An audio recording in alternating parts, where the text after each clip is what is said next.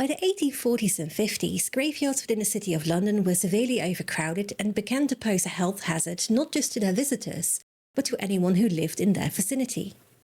The easiest solution to this issue was to bury London's dead outside of the city, but they were faced with a bit of a problem. Transportation.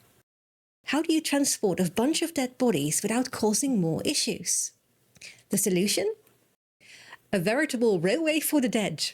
All aboard the London Necropolis Railway. Welcome to the 5th episode of Fun Facts about Victorian death and mourning. I am your host, the Gentle Fae, a PhD student specialising in Victorian death culture. And in this series, I'm sharing some of the dark and macabre things I've learned along the way. In this episode, we are exploring the history of the London Necropolis Railway, the railway for the dead. As I mentioned in a previous episode, the overcrowded burial grounds in London were slowly poisoning its inhabitants.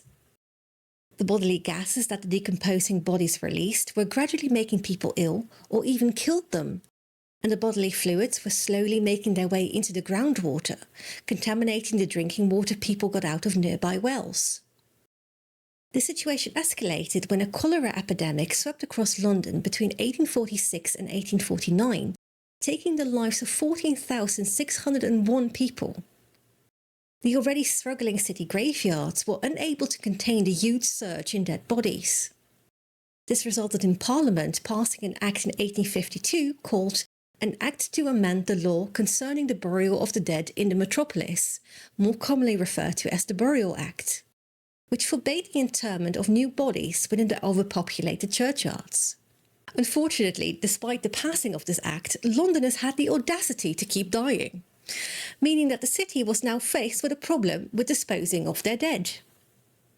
To resolve the issue, a private enterprise called the London Necropolis and National Mausoleum Company was formed that same year. They embarked on constructing, amongst others, a nearly 500-acre cemetery 23 miles southwest of London in Woking, Surrey.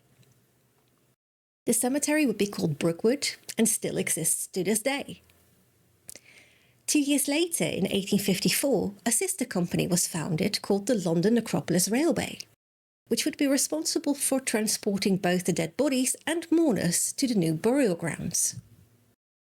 For this purpose, a station, aptly named the Cemetery Station, was created next to Waterloo Station.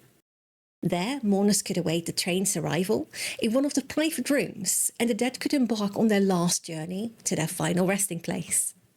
As the idea for the railroad was gaining traction, prominent Londoners like the Bishop of London grew concerned about the idea that people from different religious and social classes would sit within the same compartments. To alleviate these fears, the London Necropolis Company decided to offer 3 classes of funerals, which also determined the class of the train ticket for the mourners and the deceased. First-class packages allowed families to select a site anywhere in the cemetery, and for an additional cost, the erection of a permanent memorial. This cost about £3. When it came to transporting the body, the mourners were allowed to attend the moment that the coffin was placed into a first-class hearse on the train, and would then embark a separate first-class hearse themselves with private compartments to provide privacy.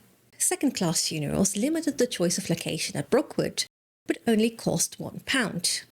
The procedure for transportation was similar to the first-class passengers, but they would simply be seated in less luxurious compartments. The third class was reserved for paupers' funerals and those buried at a parish's expense. The poor had to wait in a communal waiting room and were asked to embark the train last, so the upper and middle classes didn't have to see them. They would be transported in a communal carriage with no private compartments. The Necropolis Railway Company also ensured that the Anglicans, which were worshippers of the Church of England, were transported in separate train compartments from the followers of other religions to ensure there was no mingling. This was done for both the living and the dead. Interesting to note is that Brookwood was one of the first cemeteries in Britain to also offer facilities for Muslim and Sikh burials. This separation of religion extended much further than just the train itself. Brookwood Cemetery was split into 2 sections, with each its own station. The north was reserved for nonconformists and the south for Anglicans. In addition to offering catering for funeral parties, the south station also housed its own pub.